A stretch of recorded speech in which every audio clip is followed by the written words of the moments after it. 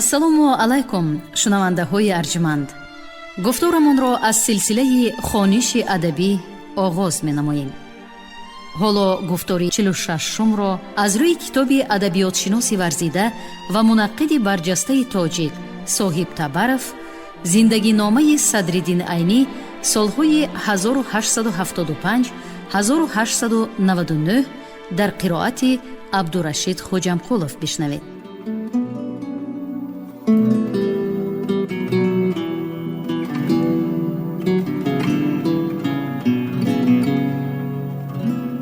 حیرت در این مصرع‌ها یک چند لحظه حیات مادی، معیشی، اقتصادی و معنوی و مدنی عینی را در سال تحصیلی 1896-1897 گوشرس خوانندگان و علل خصوص عینی شناسانی آینده نموده است. اولا به سبب در تحصیل و از برنمایی علم و دانش یکی از پیشقدمان و پیشصفان مدرسه بودنش، همه شریک درسان و ملا بچگان و مخصوصاً دوستانی با معرفتش به عینی مدرس لقب داده بودند. دیگری در این سالها حالا هم عینی به مثل سالهای پیشین در فقر و کمبغلی زار عمر به سر می برده است و این زندگی فقیرانه در سالهای من بعده از جمله سالهای 1896-97 نیز دوام داشته است. ثانی، او در این سال تحصیل و بعد از آن به کسلی ریشته دچار شده بوده است که آن سبب لنگیش او گردیده بوده است. همین طور فعالیت مدرسی صدرالدین عینی از سال تحصیلی 1896-1897 آغاز می یابد. او در این سال تحصیل و سالهای من بعده مشغولیت و مکالمه درس تیار کنی را نه تنها با قاری‌های جماعه و شناسهای خودش زیاد می نماید، بلکه به یک چند شریک درسش و ملا بچگان دیگر مدرسان که از او مدد می پرسیدند درس می آموزانده است و آشکارا تعلیم می داده است. دایره مکالمه عینی چنان وسیع می گردد که هم شریک درسان هم ملا بچگان از او در درسخوانی مدد می پرسیدند. با گفت خود عینی در همین سال تحصیل مکالمه درس تیار کنی او رنگ درسگویی را می گیرد. حتی دوستی نزدیکترینش میرزا عبدالواحد منظم که در درسهای رسمی به قوت بود، همانجا جلد 1 صحیفه 50 با عینی درس تیار می کرد و در عین زمان به او معاونت می نمود. در این وقت به عینی عبدالخلیل مخدوم مدد مادی و مالیوی می رساند. از اینجاست که عینی در همین سال تحصیلی 1896-1897 از جهت مادی و معیشی و زیست و زندگی روزگار محتاجی زیاد نمی کشید. او در همین سال تحصیل صاحب شاگرد هم گردیده بود. یکی از نخستین شاگردان عینی ملا کامل نام شریک درس غجدوانیش بود. ملا کامل به خوانش و دانش اندوختن هوس نهایت کلان داشت و می‌خواست که این معرفت را از خود نماید و بسیار چیزها را یاد گیرد و از خود نماید. ولی به سبب خیلی کند و پست بودن ذهنش او نه همه وقت اساسهای علمهای مدرسگی زمانش را پره از خود کرده می توانست. با همین راه در این سالها نه تنها قابلیت علمی و دانش اندوزی و مهارت ایجادی و شاعری عینی بیش از بیش و بیش از پیش می افزاید، بلکه او تدریجاً رویه و اصول معلمی و طرزهای تعلیم و تربیه را با نوشاگردان نیز از خود می نماید. سبب این در آن بود که او نه تنها به ملا کامل درس می گفت، بلکه با قاری‌های جماعه و شناسهای خودش درس تیار می کرد. به شریک درسانش و ملا بچگانی جداگانه اگر به او مراجعت می کردند مددش را دریغ نمی داشت و به آنها سبق می آموزند. عینی بعدها همان لحظه های مکالمه، درس تیار کنی و درس دهی هایش را به خاطر آورده درباره اشان این طور می نویسد: اکنون دایره درس تیار کنی من از دایره قاری های جماعه و شناس های خودم برآمده، هر گونه از شریکانم و ملا بچگان به من مراجعت می کردند. عینی کلیات جلد 1 صفحه 50.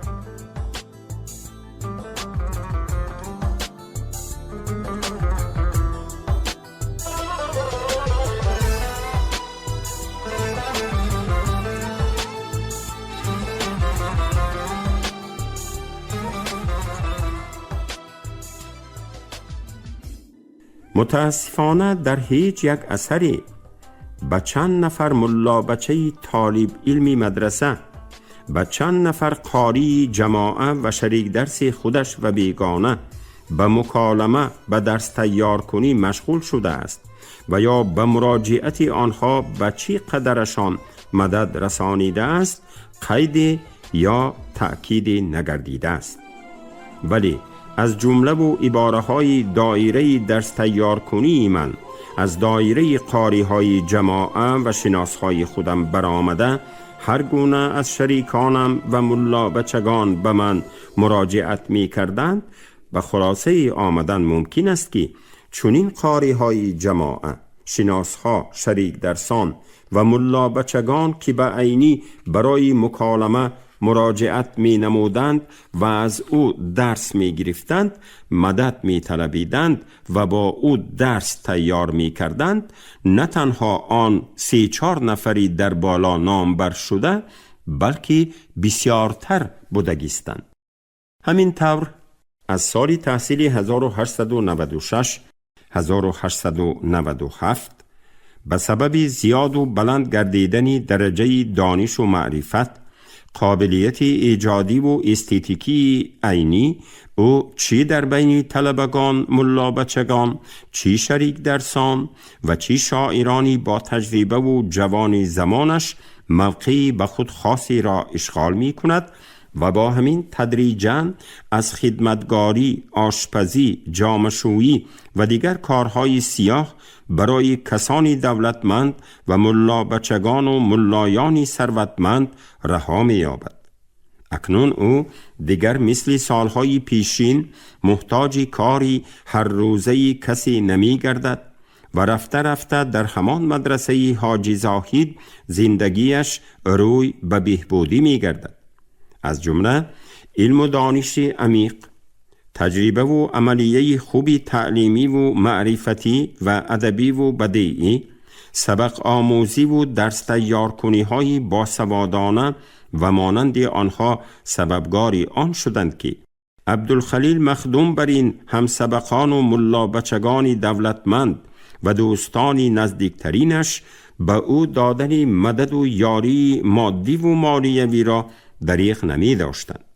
این ملا بچگان احتیاطکاری عظیم و احترام زیاد را بجا می آوردند تا که با یگان رفتار نادرستشان به شأن و شرف و به عزت نفس انسانی مدرس صحرایی کمبغل صدرالدین عینی آسیب نرسانند. مثلا عبدالخلیل مخدوم برای تأمین معیشت هر روزه اش به عینی پول نمیداد، چون که در آن زمان به مقابل زحمت و خدمت علمی و معلمی و تعلیمی از شخصان خصوصی پول نقد گرفتن را یک نوع ذلت و بی احترامی و بی حرمتی می شماریدند. ولی عبدالخلیل مخدوم طعام هر روزه پیشینی عینی را که بیشترین وقتها پلو بود از حساب خود مهیا می ساخت. اکنون برخلاف سالهای پیشینه در سال تحصیلی 1896 1897 و سالهای من بعده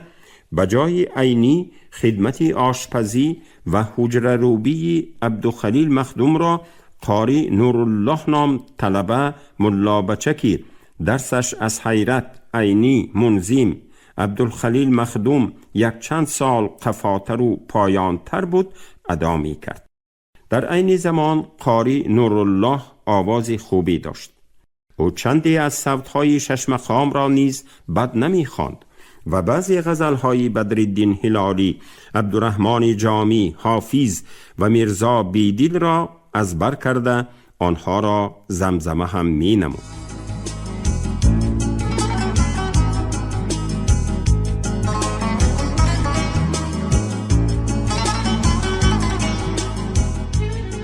قاری نورالله در اکثری بزم‌ها، شب نشینی‌ها، ملاقات‌ها، صحبت‌ها و همه سفرها با آن دوستان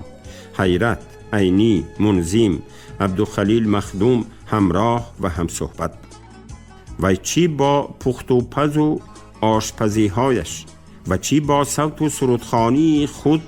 هم آن هم سبقان را با غذا و خوراک تأمین می کرد، هم در روزهای تعطیل دماغشان را با مقامهای شش مقام چاق می کرد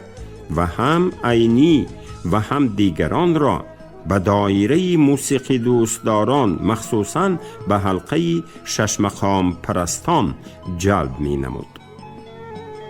چنان که در بالا اشاره رفت، به سبب آن که در سال تحصیل 1896-1897 شریف جان مخدومی صدر ضیا به تومن جاندار قاضی تعیین شده و بخارا را ترک کرده بود و ملا ابراهیم عاصم کساد و خانه خراب گردیده بود، در روزهای تعطیل برای این شریک درسان تنها یک حجره عبدالخلیل مخدوم همچون مکانی مجلس ادبی، مأوای شش مقام و سرودخوانی، محفل علم و فضل باقی مانده بود و خلاص.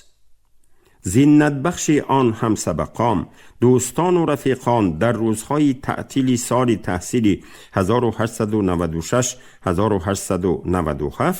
مجلس و محفل‌های ادبی و شش مقام و سرودخوانی و گلیسری سبدی بوستان آنها محمد صدیق مخدوم حیرت را می حسابیدند و در حقیقت حساب می یافت. به طور دیگر گوییم، در مجلس ها و محفل های دایره ادبی حجره عبدالخلیل مخدوم بیشتر سخن از ادبیات و شعر و شاعری می رفت. اشعاری سرآمدان ادبیات کلاسیکی خوانده و محاکمه می گردیدند. درباره شعرهای شاعران دوره خود نیز بحث و مناظره و مبادله افکار به وجود می آمد و مانند اینها. از بعضی قیدهای عینی راجع به مجلس و محفل‌های ادبی حجره عبدالخلیل مخدوم معلوم می گردد که در آن صحبت و مجلس‌های ادبی و سرودخوانی‌ها محمد صدیق مخدوم حیرت، میرزا عبدالواحد منظم، حامد خواجه مهری، میر قادر مخدوم شعرهای سرآمدان ادبیات فارس تاجیک را خوانده و محاکمه می کردند و مبادله افکار درباره بعضی شعرهای همزمانان خود می نمودند. حیرت، عینی، منظم، مهری، میر قادر مخدوم و دیگران نه تنها بعضی شعرهای شاعران همزمان خود را تحلیل و تحقیق می نمودند، بلکه به آنها تنقیداً می نگریستند که همه اینها از استعداد بلندی شعرشناسی آنها گواهی می داد. از اینجا معلوم می شود که اشتراک کنندگان آن محفل و مجلس های ادبی حجره عبدالخلیل مخدوم با سروری محمد صدیق مخدوم حیرت به محفل نقد ادبی هم مبدل گردیده بوده است و آنها از نقطه نظر قانونهای تنقیدی نظر افکندن را به شعر و آثار منظوم شاعران جداگانه در مرکز دقت خویش می گذاشتند. با باوری تصدیق کردن ممکن است که در آن سالهایی که عینی یکی از شاعران شناخته دوران خود حساب گردیده بود، در لحظه های مطالعه و محاکمه چی شعرهای کلاسیک های ادبیات فارس تاجیک و چی تحلیل و تنقید شعرهای شاعران زمانی خود نمی توانست فعالانه اشتراک نکند و بی مبالغه تخمین کردن ممکن است که او در آن محاکمه ها و مبادله افکار یکی از پیشصفان همان مباحثه و مناظره و محاوره های آن محفل و مجلس های ادبی حساب می یافت.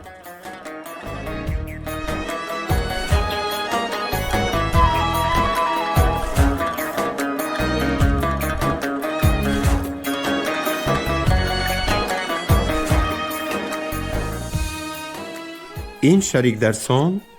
در روزهای تعطیل و استراحت سال تحصیلی 1896 1897 بعد از محفل و مجلس های ادبی در جای دوم محفل های بزم و صوت و سرود را می گذاشتند که در آنها عینی و همه شریک درسان و دوستانی در بالا نامبر شده با سروری محمد صدیق مختوم حیرت فعالانه اشتراک می کردند. در چنین بزم و شب نشینی های صوت و ترانه و سرود و شش مقام خانی ها آوازخوانی دائمی آنها قاری نورالله بوده، بعضا ملا حامدی صوتی خجدوانی و زین الدین خواجه هم اشتراک می کردند. عینی کلیات جلد 7 صفحه 310.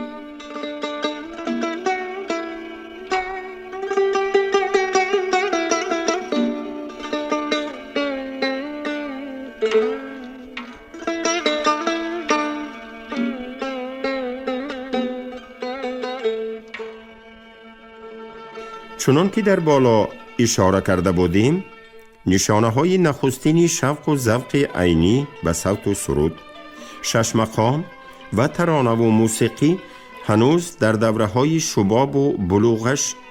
در سالهای بچگیش در دهه ساکتری، در هنگام گوسفندچرانی هایش به عالم وجود آمده بودند. اولین بار این ذوق و هوس او به شنیدن سرودهای شش مقام از آوازخوانی دهقانان مخصوصاً جفتگران سر شده، آهسته آهسته چنان که در بالا از توی و بزمگردی های عینی با هم سبقان و دوستانش مشاهده می شود،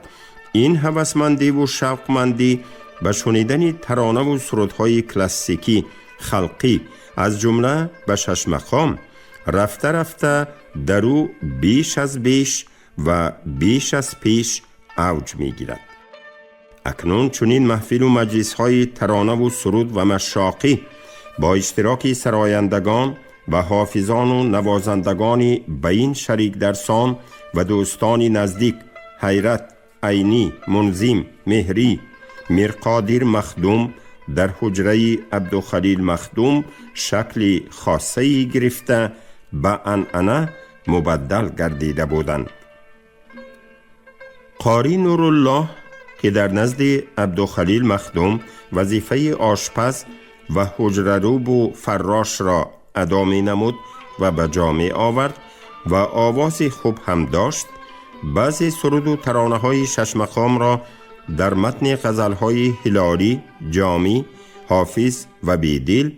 در آن مجلس ها و شب نشینی های آن شریک درسان تا اندازه ماهرانه می سرایید و با همین طبع آنها را می بالانید. به چنین محفل و مجلس های ترانه و سرودخانه ها گاه دعوت شدن ملا حامدی صوتی غجدوانی و زین الدین خواجه بر این شش مقام خانان مشهور زمان آن مجلس و بزمها را با توسط سرود و مشاقی و گاه عیش و طرب باز هم بهتر و گرمتر و گواراتر می کنندند. این شریک درسان در برابر تشکیل این دو طرز محفل و مجلس ها، محفل و مجلس های ادبی و محفل و مجلس های ترانه و سرودخوانی در حجره عبدالخلیل مخدوم، باز بعضا شبهای تعطیلشان را به توی و بزمگردی ها صرف می کردند. خودی صدرالدین عینی در این سال تحصیل گرچند گرفتاری کسلی رشته بود و از همین سبب تا چند وقتی میلنگید با اکثری شریک درسان، دوستان و هم مسلکانش در بزمکاوی ها، بزمیابی ها و بزم تماشاکنی ها یکی از شریکانی فعال حساب می یافت. به سبب دچاری بیماری سیل بودنش از بین آنها تنها حیرت با آن توی و بزم ها کمتر می رفت. او یکی از چنین سرگذشت های شب های توی و بزمگردی های آن دوستان و شریک درسانش را در قطعه خیلی مفصل تصویر کرده بود. عینی بیت های اولینی آن قطعه را در یادداشت‌هایش جای داده. پس در خصوص آن این طور می نویسد: او حیرت شب با ما بزم رفته، در بازگشت آن بزم کاوی، بزم یابی و بزم تماشاکنی ما را در قطعه تصویر کرده بود که بیت های اولین آن قطعه بیت های زیرینند. شب دوشینه تعطیل بچند از شورکا، بیدرک بزم طلب گشته به هر کوچه دوان، پیش پیشی همه فانوس به قادر مخدوم، از قفا کم بغلی عینی مسکین لنگان، رفت از یک طرف آوازی سفالک به فلک، تا رسیدیم پسی مدرسه مادری خان، پیش پرسیشی ما شد به قراین معلوم، بزمی توی پسری حضرت ایشان کلان، هم به تعجیل دویدیم درونی تا گیریم، بهر خود جای از آن مجلسی پرشوکت و شان، ما نشستیم در آن صوفه که بزم آنجا بود، بین که این حادثه شخ کرد ز یک سو باران، لمپه و منقل و آتش به درون خانه، برگرفتند و گرفتیم به یک گوشه مکان. حیرت، مجموعه اشعار، صفحه 168.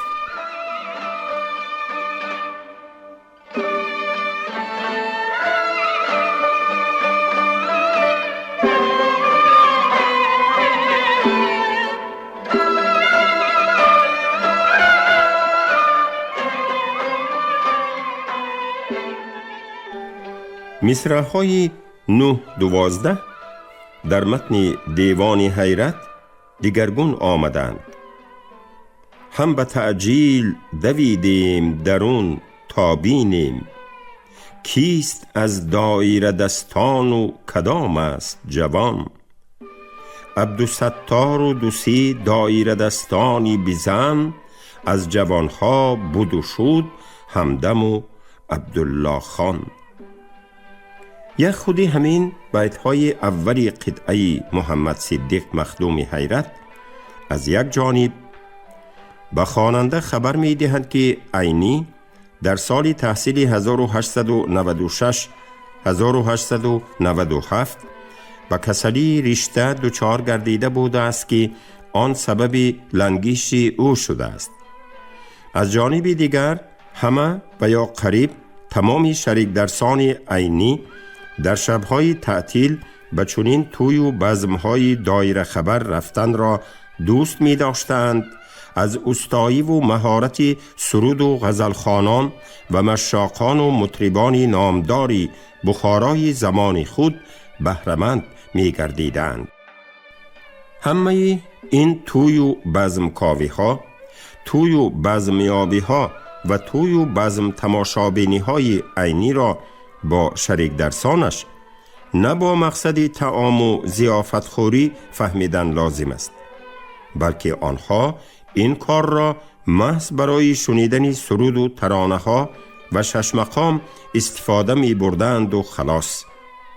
از همین سبب قطعه شب دوشینه تعطیل به چند از شرکای حیرت که در دیوان شاعر با سرلوحه این حکایت ناتمام است، آنچه به دست رسیده نوشته شد آمده است، برای همه آن شریکان اهمیت و قیمت کلان ترجمه حالی نیز دارد.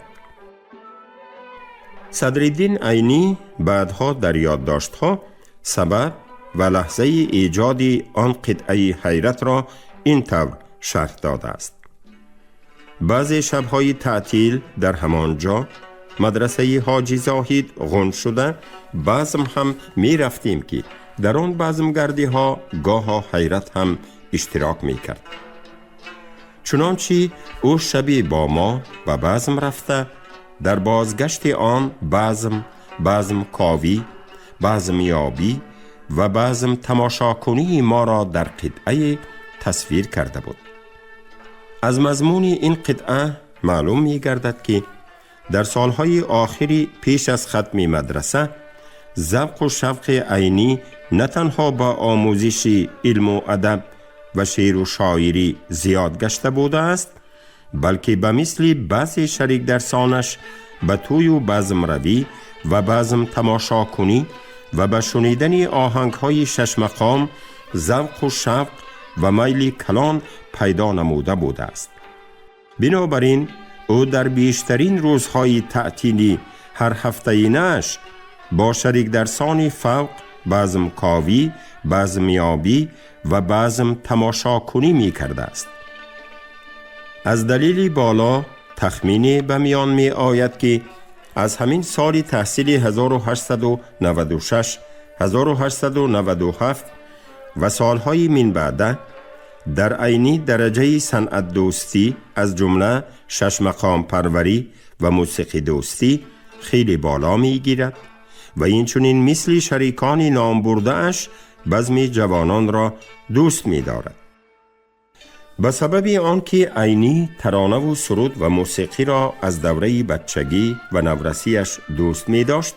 او می کوشید که از هر شرایط و وضعیت و لحظه و امکانیت موافق مخصوصاً از توی و بزمها استفاده برده سرود و ترانه و موسیقی گوناگون کلاسیکی و خلقی را شنود و از مهارت و استعداد رامشگران و آوازخوانان، سرودخوانان و مشاقان و حافظان و نوازندگان بهره ور گردد. همین طور از مواد و دلیل‌های قطعه شب دوشینه تعطیل به چند از شرکای 20 بیته حیرت هم به لحظه های جداگانه ترجمه حال عینی و هم سبقان و دوستان او و هم درباره طرز گذرانیدن و وضعیت و شرایط توی و بزمهای بخارا از جمله راههای بزمگردی شریک درسان و ملا بچگان حیرت، منظم، مهری، میرقادر مخدوم، معلومات تاریخی، اتنوگرافی، سوسیولوژی و مدنی و بدیعی به دست در آوردن ممکن است. از آن قطعه باز به یک چند مواد ضروری راجع به آداب و اخلاق صاحبان آن توی و بزمها، نمایشکاری و خراجات بی‌معنی آنها، دعوت کردن امرد و جوانان و بیریشها به آن بزمها و غیره معلومات به دست در آوردن هم ممکن است. از این قطعه اینچنین محبت صدرالدین عینی را به شش مقام و از او حلاوت زیاد گرفتنش را حس نمودن ممکن است.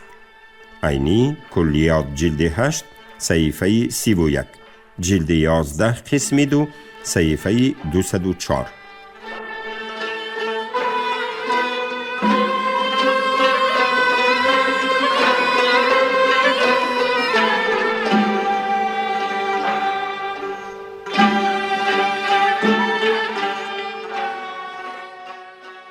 شما گفتار 46 را از روی کتاب ادبیات شناسی ورزیده و منقد برجسته تاجیک صاحب تبرف زندگی نامه صدرالدین عینی سالهای 1875 1899 در قرائت عبدالرشید خوجمکولов شنیدید. کارگردان شیرعلی نغزلی. پایان گفتار از سلسله خوانش ادبی. شاد باشید.